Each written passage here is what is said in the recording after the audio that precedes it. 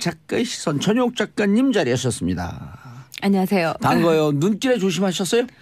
그럼요. 무사히 오신 거 보니까 조심하신 것 같아요. 뒤꿈치부터 딛고서 따박따박 걷고 있어요. 운동 신고 오셨어요? 네. 조심해야 돼 진짜. 네. 그래도 생각보다는 오늘 그렇게 미끄럽지는 않네요. 날이 풀려갖고. 그러게요. 다행히. 어저께 살얼음 올 것 같더라고요. 그래서 좀 걱정했는데 괜찮아서 다행이에요. 전 새벽에 평상시보다 한 10분 15분 더 빨리 나왔거든요. 왜냐면 이제 어제 눈이 왔고 길이 막혔을 줄 알고. 회사에서 사람들이 차를 안 갖고 왔나 봐요. 네. 차가 평상시에 반으로 줄었어요. 그 생각 달리셨네. 길이 안 먹히더라고. 원래 새벽에 뭐 안 막히는데 뭘 또 그렇게 엄살을. 며칠 전에 막혀갖고. 자, 오늘 시선 어디에 꽂히셨어요? 우리가 그 과거의 경험에 거기서 이제 벗어날 필요도 있다고 생각해요. 며칠 전에는 차가 막혔지만 오늘은 그렇지 않았잖아요. 저는 그 안철수 대표의 어떤 승부수, 이 전 당원 투표에 이제 자신의 정치적 생명은 물론 그 바른 정당하고의 통합을 걸겠다 하는 것이 전반적으로 굉장히 냉소적으로 보고 있는 것 같아요. 그럴 만하기도 하죠. 그동안은 이제 안철수 대표가 보여줬던 아마추어적이고 또 오락가락하는 행보라든가 그러면서도 또 정말 답답하다 하고 그 지지했음에도 불구하고 가슴을 치게 되는 이런 건 있었습니다마는 제가 보기에는 첫째 정치라는 거는 이 목숨을 걸어야 되는 거죠. 정치인이 걸 게 뭐가 있겠어요. 생물학적인 목숨보다 정치적인 목숨이 더 막중한 거거든요.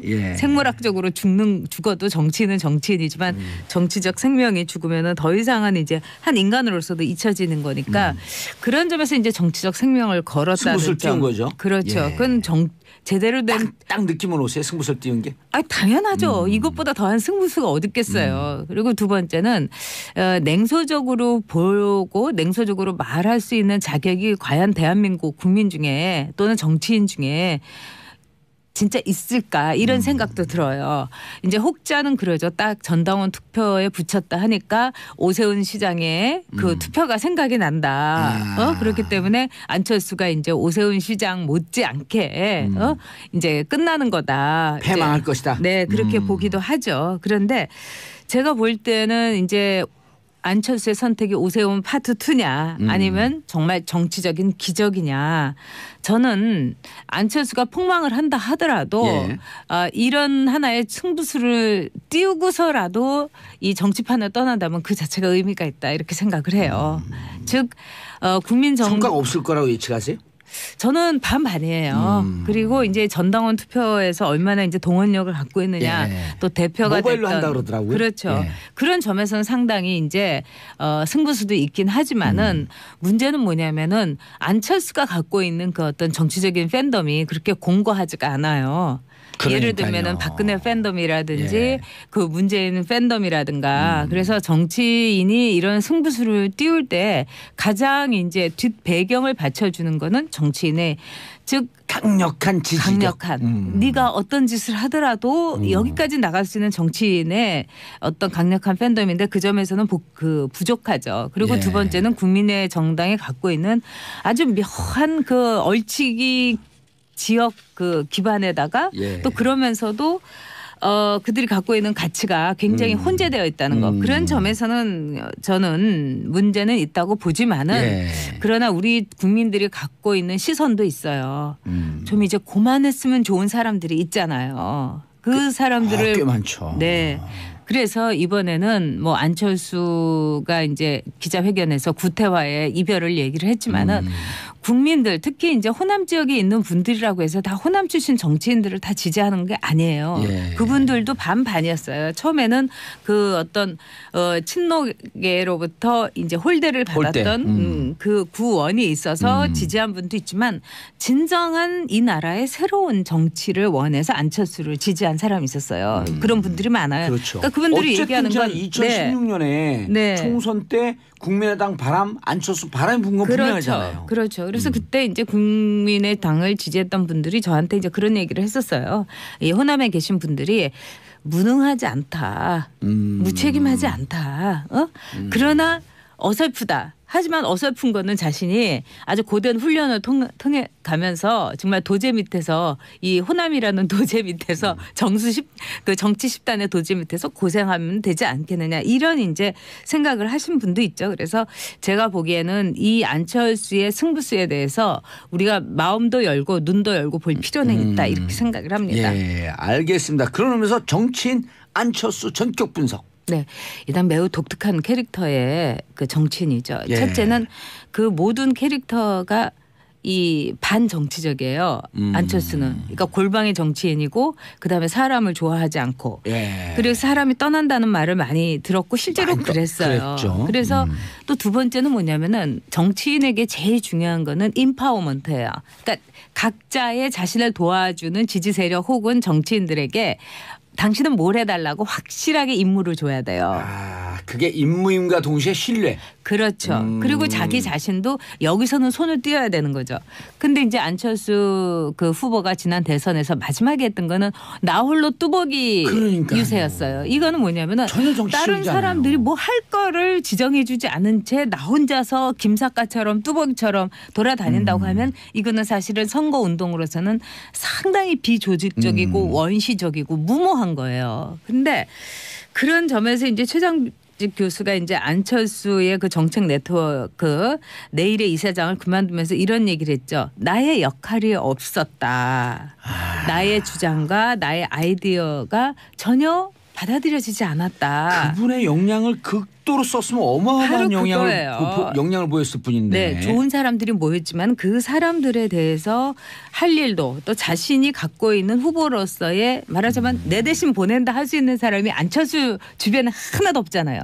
예를 들면 문재인 대통령이 이번에 아랍에미리트에 임종석 실장을 보냈는데 사람들은 그걸 어쨌든 문재인 대통령 대신에 왔다고 했지만은 안철수는 그럴 사람이 없었던 거예요. 그래서 정말 그 정치계에서 매우 독특하고 이제까지 전례 없던 캐릭터의 정치적 신데렐라였다. 이 신데렐라는 또 어떤 점에서 그러냐면은 이제까지 이 정치 쪽에서 이렇게 볼 때는 계단을 밟은 정치인들이 대선 후보가 됐어요. 근데 안철수 대표의 경우에는 기본적으로 볼 때 방송에서 무릎팍도사라는 방송에서 떠가지고 그렇죠. 그러니까 예능이 키운 이 정치 스타라는 점을 안철수 대표가 지금까지 극복을 못했던 게 아닌가. 그렇기 때문에 이번 승부수에 대해서 사람들이 글쎄 오시다 될까요? 뭐 이렇게 보는 게 아닌가 싶어요. 그런데 정치에 들어오기 전에 자기 분야에서 그 뭔가 바이러스 퇴치기 백신 분야에서 이미 일가를 이루었고, 그렇죠. 그리고 그 위인전에 나올 정도로 우리 시대의 시대 정신에 실렸었죠. 투철했던 분이었고, 그 다음에 2011년에 서울시장 도전한다 그럴 때 무척 신선했고, 그렇죠. 50%인데 이런 게 정치적으로 그대로 와갖고 여기서 잘 살렸으면 어쨌든 정치도 외부에서 신선한 충격이 올 필요가 있을 때였었거든요. 네, 저는 안철수 대표에 대해서 제 나름대로 참 그 안쓰러운 건 뭐냐면 이분이 정치를 하지 않았었으면 더 잘 먹고 잘 살고 편안했을 거예요. 또 이제 여전히 스타의 위치에 있었을 거고. 근데 정치라는 데 뛰어든 거는 아마도 매우 순수한 의지가 아니었을까. 진정한 선의가 아니었을까 이런 생각이 들어요. 즉 자신에게 50%의 지지를 준 이런 국민들의 지지를 보면 이건 정말 안철수 새 정치에 대한 기대다. 그러면 이거를 내가 거부한다는 건 매우 오만하고 또 직무유기가 아닌가. 저는 이런 순수한 의지에서 출발했다고 생각해요. 근데 정치라는 거는 순수한 의지를 망가뜨리고 또 발목을 잡고 조롱하고 냉소하고 이런 거죠. 근데 그거를 안철수 대표가 이겨냈어야 되는데 지금으로 볼 때는 만신창이 일보 직전에 가서 정말 피눈물을 삼키면서 승부수를 던졌다. 이렇게밖에 볼 수가 없죠. 전 작가님 지나온 얘기지만 2011년 10월 26일 서울시장 재보궐선거였을 때 지금의 그 박원순 당시 후보는 5%도 안 나오는 그러니까요. 최약체 후보였었거든요. 그럴 때 이제 안철수 당시 일반 민간인이지만 안철수 당시 같은 경우는 50%가 넘어가요. 그러니까요. 그때 당시에 만약 시계를 되돌릴 수 있다면 그때 본인이 서울시장에 도전하는 게 맞았다? 저는 맞았다고 생각해요. 그렇지만 이제 또 한편으로는 안철수라는 한 개인이 볼 때 우리 정치에서 늘 지지율 싸움으로 할 때 그거를 부시고 싶었던 것도 자기의 새 정치라고 생각했을 거예요. 즉 5%의 지지에 대해서 50%가 양보하고 물러선다는 것도 어떻게 보면은 안철수가 갖고 있던 어떤 새로운 정치의 모습이었기 때문에 오히려 유권자들은 그때 열광했죠. 그래서 삽시간에 순식간에 눈을 떠보니까 대선 후보가 돼버린 거예요. 근데 그 대선에서도 이제 당시에 문재인 후보에게 이제 양보를 했었는데 이런 양보의 정치에 대해서 열광했던 유권자들을 잡아두려면 어떤 게 있어야 되냐. 정치라는 건 뭐냐면 그러니까요, 진짜. 그렇죠. 즉 자신의 장점을 살렸어야 돼요. 안철수가. 근데 안철수 대표는 정치인으로서의 자신의 장점을 오히려 버리면서 민주당에 입당하고 또 민주당을 탈당해가지고 그다음에 국민의당이라는 어떻게 보면은 거기에서 이 호남 쪽에서도 그분은 이제 그만하셨으면 정말 오래 하셨고 그동안 정말 수고하셨으니까 요새 말로 그런 분들하고 다시 손을 잡은 데서 안철수의 패착이 있었다. 지금 안철수 대표가 그 하는 행보를 보면 참 고난의 행군이나 마찬가지인데 아마 그때 꼿꼿하게 자기의 위치를 점하고 있었으면 지금 굉장히 다른 성적표를 받아들일 수도 있었을 겁니다. 예. 전영욱 작가님께서 보시기에 이제까지 여러 이제 잘못된 선택이 있었다라고들 많이들 얘기하는데 정치를 깊게 이해하고 깊게 바라보는 시선에서 정치인 안철수로서 가장 잘못된 선택이 뭐였었던 것 같아요? 제가 보기에는 어디서부터 이게 잘못 민주당에 들어간 거였다고 생각해요. 네, 지금 안철수는 그 당시 굉장히 많은 자산을 갖고 있었잖아요. 즉 5%에게 양보할 수 있는 안철수 대표였고 또 문재인에게도 하나의 양보를 했던 여러 가지 상황인데 그런 점에서 저는 안철수 대표가 자신이 갖고 있었던 새로운 정치의 그 틀을 스스로가 깨버린 거예요. 그거는 마치 유리 그릇과 마찬가지로 아주 조심스러워야 되는데 거기서부터 이제 안철수의 이제 그 잘못된 행보가 이제 시작이 됐다. 이렇게 이제 볼 수가 있는 거죠. 민주당 들어가지 말고 중도 진영에서 자신의 캐릭터를 갖고 정치를 계속 하는 게 맞았었다. 그렇죠. 그리고 예를 들자면 이제 그냥 무소속 정치인으로 남는다는 것은 상당히 안철수 대표로서도 힘들었을 거예요. 그렇지만은 거기에서 사람들을 이제 하나둘씩 모아가지고 지금 안철수 대표와 함께 할 수 있는 정치인이라는 거는 지금 몇 명이겠어요. 그 이상의 정치라는 거는 국민들의 지지가 있으면 그냥 오지 말라고 해도 제발로 걸어 들어오는 게 새를 보고 새불림을 보고 오는 게 정치인들이에요. 그런 점에서는 굉장히 그 비정치적인 행보만을 걸어왔다는 거 또 그것이 안철수 대표가 지난 대선에서도 TV 토론을 통해서 사람들에게 이거는 아니잖아 이렇게 볼 수 있었던 건 뭐냐면 그만큼 정치인들에게서 배우지 못했기 때문이라고 생각해요. 그래서 안철수 대표가 지금 이제 김성민 씨가 이제 질문을 주셨는데 회사에서 했던 일 또 저희 업계에서 아마 IT 업계에서 이제 일을 하시니까 아주 희귀한 일로 선망의 대표였는데 왜 정치에서는 이렇게 되고 말았을까요? 즉 많은 분들이 그래요. 너무 좋은 사람이었는데 저 사람 정치를 하더니 어떻게 저렇게 됐을까? 정말 저도 궁금해요. 그렇죠. 정치 DNA가 없는 거 아닐까요? 아니에요. 멀쩡한 사람이 왜 정치에만 들어가면 저렇게 망가질까? 이게 모든 국민들이 갖고 있는 의문일 거예요. 그거는 뭐냐면 정당 정치에 함몰했기 때문이에요. 이 정당이라는 곳에서 구 정치에 자신을 담으면서 자신의 컬러와 자신의 장점을 잃어버리는 것. 이런 점에서 저는 안철수 대표가 정당 정치에서 새로운 길을 진즉 갔으면은 지금과 같은 고통은 없었을 거다 이렇게 보죠. 사람들이 떠나는 건 어떻게 보세요, 그거는 이제 안철수. 그건 정말 이해가 안 돼요. 정치인으로서 약점 아니에요? 저도 뭐 그런 얘기 한 적 있어요 방송에서. 네. 근데 그 얘기는 많이 했으니까 다른 측면에서 얘기하면 정치인들도 나빠요. 이 국민의당이라든가 몇몇 안철수 대표와 달쌈스벳이에요? 네? 달쌈스벳 달면 삼큐 쓰면 맨날 달쌈스벳. 그런 것도 그런 게 크죠. 근데 제가 보기에는 정치인들은 좀 약간 이런 말씀을 제가 너무 심하게 알지 모르지만 약간 거지 근성이 있는 것 같아요. 정치인들이요? 네. 충격.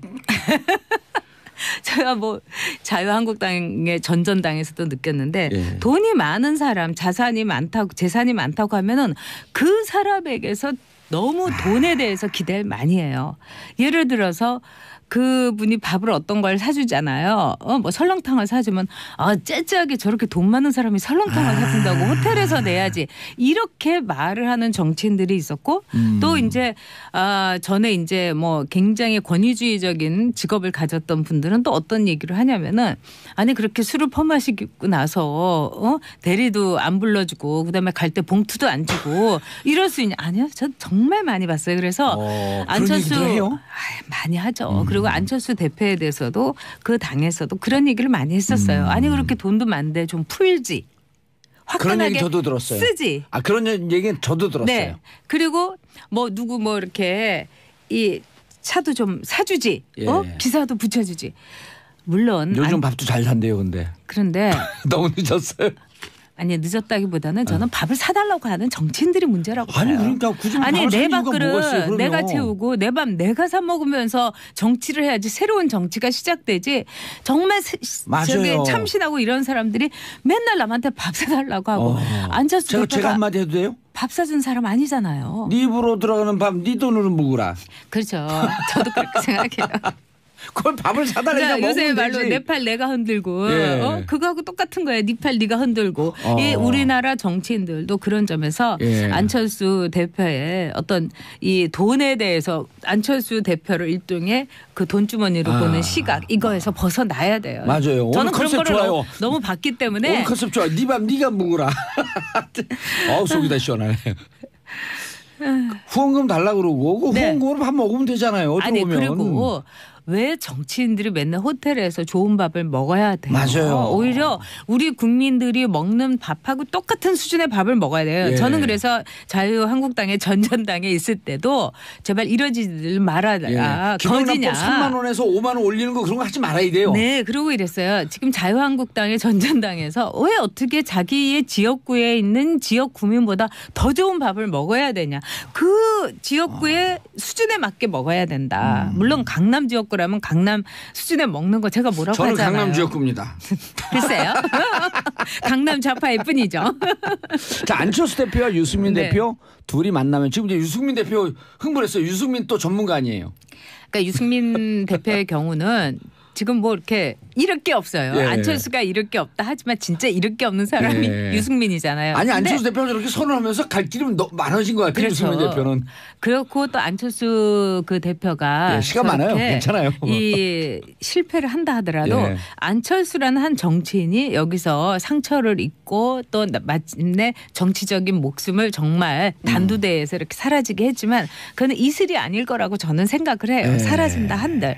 근데 이제 유승민 대표의 경우는 계속 이렇게 눈치 보다가 어저께까지만 해도 뭐 신중하게 대처하겠다 이러면서 간을 계속 보다가 진짜 간철수가 아니라 간승민이었던 거죠. 그러다가 오늘 뭐라고 하냐면은 적극적으로 이제 뭐 만나보겠다 이런 이제 러브콜을 보내는 거는 뭐 이제 창구를 통해서 그렇죠. 뭐 만나겠다. 유승민 대표는 아마 지금 이제 계산기를 이제 두드려 본 거예요.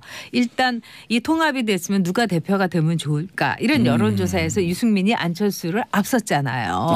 앞섰어요. 그런 점에서 매우 한껏 고무돼 있고 두 번째는 내가 안철수쯤이야 이런 식의 굉장히 이 유승민 대표는 마초 기질이 있어요. 정치적으로도 마초 기질이 여러 차례 있고. 하셨잖아요. 그렇기 때문에 이제 정치적인 마초 본능이 되살아난 거예요. 그리고 또 다른 정치인들 좀 알로 보는 기질도 있고. 그런 거 있죠. 내가 굉장히 똑똑하니까. 그렇기 때문에 안철수 대표의 이런 행보에 대해서 지금 안철수 대표가 자신을 던졌기 때문에 내가 이렇게 가만히 있다가는 정치라는 거는 행동하는 사람의 것이에요. 맞아요. 언제 뒤집힐지 모르는 거예요 이게. 수동태로 있다간 이러다가 내가 또 이렇게 또 여론조사라는 건 언제 또 뒤집힐지 모르는 거예요. 거니까 지금 빨리 깃발을 꽂아야 되겠다. 이래가지고 오늘 강력한 멘트를 했더라고요. 적극적으로 이제 한번 우리 합당에 대해서 절차도 알아보자 이러는데 정치는 제가 맨날 다큐라고 하면서 예능이 아니라고 하는데 일단 드라마라는 점에 있어서 누가 더 드라마틱하게 정치적인 행보를 가느냐 이런 점에서는 지금 안철수가 상당히 앞서 있다 이렇게 보고 있어요. 통합 반대파인 박지원 전 대표가 3, 4등이 합당하면 꼴등 된다. 근거한 논리적 근거는 없는데 뭔가 말이 그럴듯해 보여요. 지금 이제 박지원 전 대표에 대해서는 많은 사람들이 그분에 대해서 그분은 뭘 갖고 있다. 또 그분은 뭐가 풍부하다. 뭐 이런 거에 뭐라는 건 아마 뭐 그분이 특출한 정치적인 팬덤이 있는 것도 아니고 능력이 있는 것도 아니고 미래가 있는 것도 아니고 뭘 갖고 있는지 아실 거예요. 그런 점에서 박지원 대표에 대해서 만만치 않게 보는 건 사실이죠. 그러나 제가 보기에는 이제 정치인이 자기 소명을 다해야 될 때가 있어요. 그 중에 하나가 사라져 주는 거예요. 네? 사라져 주는 거. 그 전에 저는 호남을 위해서 이분이 좀 사라져 주셨으면 좋겠어요. 아니 17대를 끝나고 그만둔 김용갑 의원인가요? 삼선하고 떠난 분. 여의도 보면서 나 할 만큼 다 했다. 이게 무슨 마르고 닳도록 대를 이어서 할 직업이냐 하면서 던졌을 때 그분이 우리 솔직히 말씀드리면 좌파나 진보 중에서 보수 꼴통이라고 표현했었거든요. 근데 떠날 때 깔끔하게 떠나는 모습을 보면서 이미지가 완전히 틀려지더라고. 그리고 국회에서도 그분하고 같이 상임위를 했던 김용갑 씨 맞죠? 김용갑 의원 다 저기 그때 열린우리당 의원들조차도 굉장히 좋아했어요. 왜냐하면 같이 상임위를 해보면 10분 전에 딱 와서 있으시고 그다음에 아주 깔끔한 분이에요. 멋진 모습이었어요. 지나 보면. 그리고 이제 김용갑 의원하고 저거는 참 잘 지냈는데 나중에 이제 제가 박근혜 그 전 대통령한테 등을 돌려서 저를 무지무지 미워하셨어요. 박근혜 대통령하고 또 친했나요? 그분하고? 그분은 대단한 그 박근혜 친박. 네, 그렇지만은 그분이 최근 들어서 인터뷰를 하면서 내가 국민들에게 면목이 없다. 박근혜를 지지했기 때문에 그리고 이럴 줄 몰랐다. 그럼요. 그래서 처절한 어떤 반성문을 쓰셨는데 저는 그런 것이 노 정치인의 모습이라고 생각해요. 노 정치인은 사라져 줄 때를 알아야 되는 거예요. 안철수 대표 마지막 이제. 권력을 줄일 수 있을까요? 아마 힘들 겁니다. 그러나 유승민은요? 거기는 절대로 안 되고요.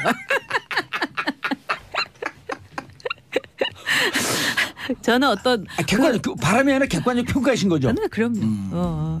네, 그런 점에서 저는 안철수 대표가 이번에 승부수를 던진 거에 대해서 알겠습니다. 그분의 정치적인 어떤 포텐셜, 잠재력이 터진 거다 이렇게 보고 있어요. 알겠습니다. 전 작가님 인사하시고요. 네, 다음 주에 또 뵐게요. 저는 내일 오전 10시 5분에 돌아옵니다. 평안한 사랑하는 대한민국 국민 여러분 감사합니다. 땡큐. 피스 코리아.